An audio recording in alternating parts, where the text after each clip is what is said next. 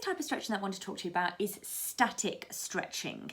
So static stretching is probably the most well-known form, and it involves moving slowly to a point of mild discomfort, and then holding the stretch for a little while, and you may kind of then feel like you can deepen into the stretch, and then you can go into it deeper if you feel like the muscle kind of relax, and then you can hold it there for a while. So it's where you're kind of like easing gently into it. And how this kind of works is in your muscles there's a receptor called your muscle spindle, and that sends messages to your brain, and the brain responds back, sending messages to your muscle. So as you stretch out your muscle, as you're holding your stretch, your muscle spindles go, oh, whoa, whoa, whoa, whoa, whoa, it's too much, sending a message to your brain saying, it's going too much, it's going too far, too quickly, we need to stop. And then your brain sends a message back to your muscle and contracts. And this is where you kind of hold it, and then you're like, it ain't gonna go any further. So then you just hold it and you breathe, and then your muscle spindles go, no, okay, this is actually feeling okay, this is okay. Sends that message back up to the brain, and the brain goes, okay, if it feels okay, and then sends the message back to the muscle to tell it to relax. Okay, so that's kind of the role of your muscle spindles, is that it's a receptor. So it's sending messages to and from muscle to brain to know when is okay, when is safe for the muscle to relax and when is not. And this is why with your static stretching, you do it nice and slowly and controlled, and you're listening to your muscle spindles essentially as to when feels safe to deepen into the stretch.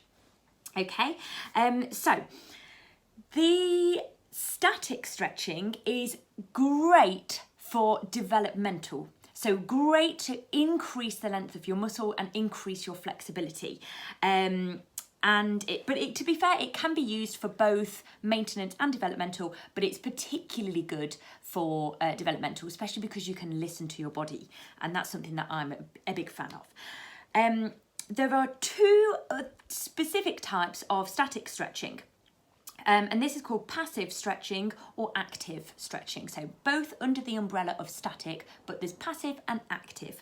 So passive stretching, this is a static stretch where you use something to assist you with the stretch. For example, when we use our pole or a wall, and you place your arm against the pole or the wall, and then you push against it, and it'll ease and open up your chest. So you're basically pushing against your wall or your pole, and it will open up the chest and deepen the stretch in the chest. So you're basically using something to assist you with your stretch. Active stretching, that's a static stretch where you contract or squeeze one muscle to stretch the opposite muscle. So this way of stretching uses the theory of reciprocal inhibition. And this is where if a muscle contracts, so therefore it's called the agonist muscle, if a muscle contracts, the opposite muscle must relax. So your opposite muscle is your antagonist muscle, and it will lengthen when the opposite muscle is squeezing. So for example, if we're going to do a chest stretch, so you know when we reach, we're contracting our back muscles to take our arms behind us, and that will be opening up our chest even more. So by squeezing our shoulders and our back muscles to get our arms to come behind us, that will be opening out our chest. So the agonist muscle is our back, so that's the one that's contracting, and the antagonist muscle is our chest, and that's the one that is stretching as a result of our back squeezing and contracting. Another example is if you were to lift your leg, your quads will be contracting and therefore lengthening out your hamstring. So you know when we do our warm-up quite often, I will be lifting my leg up and down in a nice controlled manner. I'm squeezing my quad muscle here, and therefore I'll be lengthening out my hamstring as a result. So I'll be stretching out my hamstring. Cool. So active stretching is very good for your maintenance, and passive stretching is very good for developmental. So again, if you're working on improving your flexibility and you're lengthening your muscle, then passive stretching, so using assistance, is better. Okay. The next type of stretching I want us to look at is dynamic stretching. So by the name, you've probably already understood it's about moving. So this is a moving stretch, but it's at a steady and controlled pace. So it's really important as well that the muscle is not under any weight bearing, or it's not under any tension. So for example, leg swings, you know, when we swing our legs, or arm swings. So I'm doing my arm swings. If I'm rotating my arms around, I'm swinging my arms. These are dynamic movements. There's no weight bearing involved. This is great for warming up your muscles, and it also is very good to use in warm-ups because it also alerts your nervous system. So it gets that more fired up. So it's going to be more responsive when you do the actual movement or practice, like what you might be working on during the session of training. The difference, you can also do mobility exercises. So this is where mobility is often used in line with flexibility, and to an extent it is. So mobility is looking at your range of motion. But mobility exercises, the main aim of a mobility exercise is to, or one of the main aims, is to basically warm up your joints. So inside a lot of your joints, or specific joints called synovial joints, you have, so take your knee joint for example. Your knee joint, where your femur from your thigh and then your from your shins underneath, they join to make your knee joint, right? And we've got the patella on top, your kneecap. Around your two bones, there's like a waxy kind of substance, and that's called your synovial fluid. Now, if we go straight into an exercise or some form of movement, or if we're going to go straight into a run, for example, and we haven't warmed up, and we haven't done any mobility exercises, then your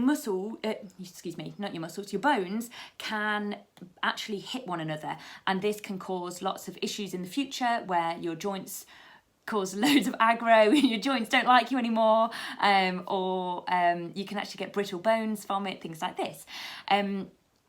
So you would be doing mobility exercises to warm up the kind of waxy substance that is the synovial fluid around the joint so that it moves more freely. So think of it like wax, or almost like coconut oil. You know, if you buy like a pot of coconut oil, when it's cold, it's kind of flaky almost, but the moment you warm it up in your hands, it becomes a liquid. So very similar for like your synovial fluid, so it suddenly becomes like honey and it's more fluid. So your mobility exercises, the aim of that is to warm up your synovial fluid and protect your joints better and protect your bones. And you can do mobility exercises which would be dynamic, but you can do weight bearing. So think of this as like your squats or your lunges. These are mobility exercises that are weight bearing. So a squat would not be defined as a dynamic stretch because your muscles are under tension. So it would be more of a mobility exercise. I hope that kind of defines the difference. Okay, so the next type of stretch that I want to talk about is ballistic stretching. So ballistic stretching often sometimes used accidentally as dynamic. Ballistic stretching is different from dynamic because although it's a moving stretch, ballistic is moving stretch at high speed. It tends to only be used if you're going to do a performance. So it's a highly risky way to stretch. I don't recommend it to improve your flexibility. Sometimes you see it when people want to get an end move, but or like example, if you know when you see people try and catch their leg behind them to hold it into a stretch, that is a ballistic stretch. They have kicked their leg up really high, it's not in a controlled manner, kick it up to try and catch it to hold that stretch. So yeah, highly risky because you're at the, because basically your muscle spindles will react and go, whoa, this is going too fast. Same way that we talked about with your static stretching, your brain sends the message to your muscle to contract. So if you're doing that mid-flow, then you can break your muscle basically, and that's where you tear your muscle really badly in some situations. So that's why it can be very dangerous to do ballistic type stretching. So it's kind of like an explosive movement, and you'd probably only ever use it in performance. So if you were going to kind of jump into a split midair, right, then that's a really explosive stretch that you do, and probably only used in a performance. Okay,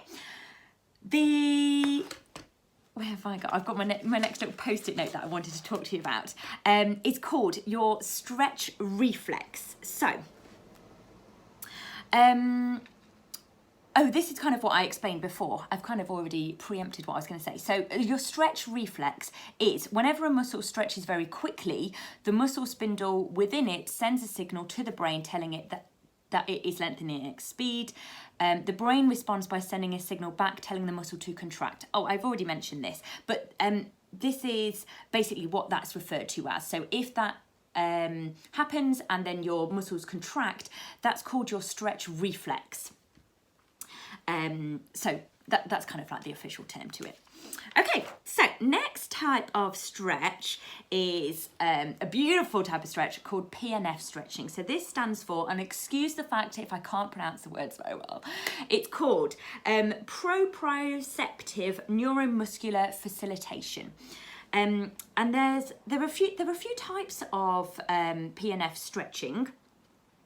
But basically, they all involve muscles, they all involve contracting muscles to provoke the inverse stretch reflex. So we've just talked about the stretch reflex, and there's another thing called the inverse stretch reflex. I'll go on to that in a minute.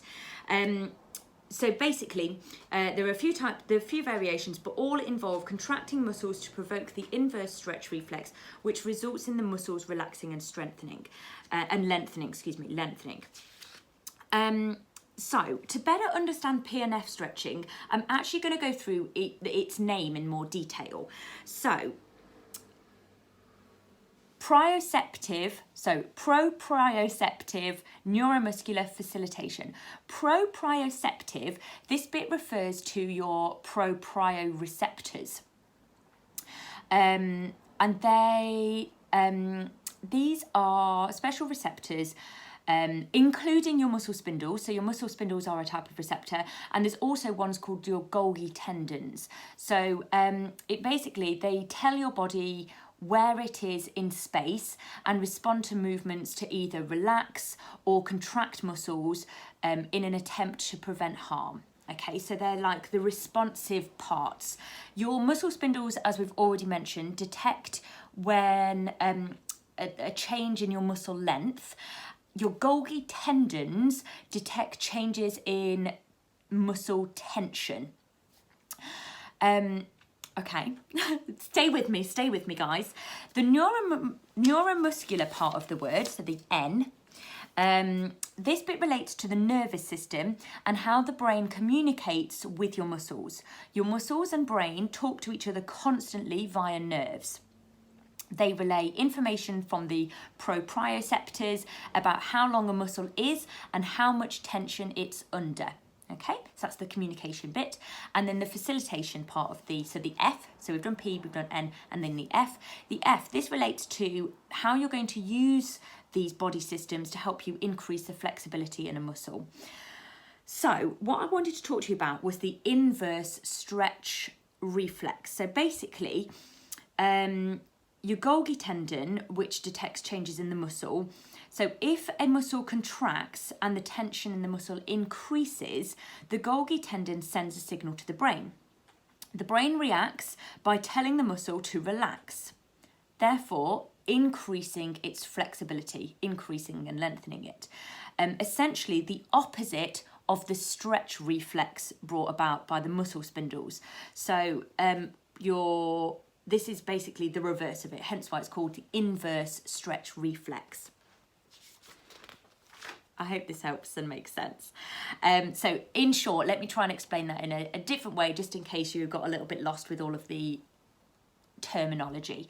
So in short, your Golgi tendon tells your brain when the muscle is under tension.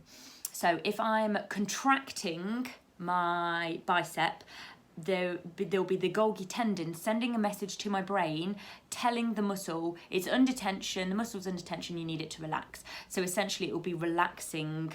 It will then send a message telling the muscle to relax, because the body doesn't like to hold contracted muscles for a long period of time because it's very tiring. Okay, I hope that helps and makes a bit more sense. Some of the terms can be a little bit clunky, is my word. Okay, so the two most common types of PNF stretching are called CR stretching and CRAC stretching. So CR stretching stands for contract relax. And CRAC stands for contract relax, antagonist relax. Okay, and it basically describes the method of it.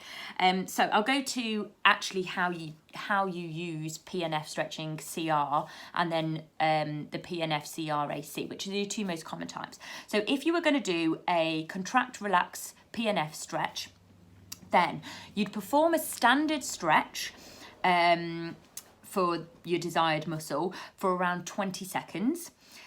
When you feel your stretch kind of ease by listening to your muscle spindles, you can then ease into it a little bit more and maybe hold it for another 10 seconds, okay? So that's step number one. Step number two, you then contract the muscle being stretched at around 20-30%.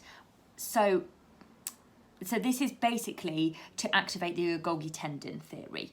And you can do this by pushing against something, so resisting against something. So for example, when we do a hamstring stretch and we're in our half split position, so we've got our leg out in front of us, it's nice and straight, and the other leg's up on our knee. If I push my ankle into the floor, it is contracting my hamstring. So basically it's contracting it, and that will be activating the inverse stretch reflex, because my brain will then be telling the muscle to relax. So I hold it for a few seconds and then I relax, and because my muscle is receiving the message from the brain telling it to relax even more, it will therefore lengthen more. And this is the theory. So that will be, you kind of hold that for about 6 seconds. So you contract for 6 seconds. So push against something. You might push against a wall, a pole, a partner, a towel, a resistance band. I use the floor a lot. You can kind of use anything, but you want resistance. So that will be, you're holding it for about 6 to 10 seconds. Some people say to do less and do 3 seconds. Some people say to do longer and do 10 seconds. I tend to do about 6 seconds in the middle. That's my preferred way of doing it, but I tend to do anywhere between 6 and 10. Then step number 3 is you release the contraction, and if possible, move further into the stretch. Do this slowly, and remember that you should feel in control of how far the stretch has been taken. So always listening to your body and listening when is too far. So you should never, when you're doing stretching, you should never go into pain. You should go to mild discomfort. Okay, so it will be uncomfortable when you're stretching, but it won't be painful. You should never feel it to be painful. And this can feel very difficult to acknowledge, to recognize where that line is. And it's, to be honest, it's really difficult to explain it as well, because we all have different levels of pain thresholds. We have different pain thresholds depending on where we are in our menstrual cycle. But it's more about the more often you do it, the better you kind of gauge what feels right for your body. And we're all unique. And it's, yeah, the best way I can kind of advise you to learn it, where feels pain, where feels discomfort, is by doing it regularly and listening to your body, and never push it to pain. And if you worry that you are, then pull way back, because if you get a stretch injury, then it's just going to hold you back. It's easier. Yes, it might be slower, but it's easier to build it up and better learn your body and where feels like the right mark than pushing it too far and then ultimately having to start from scratch again once you've had a gap of time to recover from your injury, if you have one. Okay. Step number 4 is once you're in this new position, you hold the stretch for around 10 seconds. And if you feel comfortable, you can then continue with the process of steps of contracting the muscle and then deepening it again. And then contract for 6 to 10 seconds. And then once you've relaxed, see if you can go deeper. So you can do that over a few times. I'd probably recommend repeating it about 2 to 3 times, but you can do it more if you wanted to. But basically each time you're doing it, it will relax deeper. The difference between contract, relax and antagonist contract is you perform for the second time, the CRAC stretch, PNF stretch, you'll perform steps 1 and 4 that I've just talked through, but then you follow that by contracting the opposite muscle to the one being stretched. So this is if you were going to be stretching your hamstring, you'd squeeze your quad because that's the antagonist to your so it's the opposite muscle to your hamstring, so your muscle stretching. So you hold your contracting your opposite muscle. So if you're stretching your hamstring, you'll be squeezing your quad for about 10 seconds. And then you relax and see if you can go a bit deeper. So you kind of add in the extra little bit by contracting the opposite muscle. So this is good. It's a really effective way of stretching for flexibility, but it can be very tiring because you're squeezing your muscles at the same time. I was going to talk through when you should use it. When was I going to say? Oh yeah, so PNF stretching is a tool used when you want to increase your flexibility of a muscle, and the flexibility gained from this type of stretching can be really quite staggering, but this will last for 1 to 3 hours, so you tend to have the flexibility immediately. If you do it often enough, you can create permanent change and increase the length of your muscles permanently. And this is where you can see flexibility changing on a permanent basis, and therefore you can increase your range of motion. So this one, PNF stretching, is I would say is the most effective type of stretching to increase your flexibility, along with static stretching for developmental if you're holding it for a length of time. Okay. I'm going to talk about one more type of stretch, your active isolated stretching. All of these names, you're going to be like, Becky, I'm so lost which one was which again. But feel free to listen it back, and I can always recap as well if you wish. Okay, so your active isolated stretching, also known as Matt's method, so named after the person who created it. It uses reciprocal inhibition. So we mentioned this right at the start. So reciprocal inhibition, that's the theory where if one muscle contracts, then the other lengthens. So with the Matt's method or active isolated stretching, this is where the stretch is held for 2 seconds, then released, and that's repeated 8 to 10 times to increase the range of motion slightly each time. This has, so the theory behind it is that by performing short stretches, the nervous system does not have time to switch on the safety mechanism performed by the muscle spindles, so the stretch reflex. However, like our muscle spindles and our nervous system respond with a fraction of a second. So even if you just like stretch for 2 seconds, your muscle spindles will be reacting so quickly. So there's arguments that this theory it's not basically really backed up by a lot of science, because the science suggests that your muscle spindles will already have triggered before the 2 seconds time, because they do it so much quicker than 2 seconds. But yeah, so basically your developmental stretching with your static stretches and your PNF techniques are probably likely to be more effective. But that's another one, just in case you wanted to know more. I also wanted to mention other methods. So we've gone through loads of different stretching techniques. We've talked about static stretching, passive stretching, which is a type of static, active stretching, which is also a type of static stretching. We've also looked at dynamic stretching, the mobility exercises and how they differ from dynamic stretching. We've looked at ballistic stretching. We've learned more about what the stretch reflex is. We've talked about PNF stretching and the 2 most common types of PNF, so the CR stretching and the CRAC, and also active isolated stretching. But there's other ways, aside from stretching, that you can do to increase your flexibility. So I kind of wanted to just really touch on them because there's other things that you can do, essentially.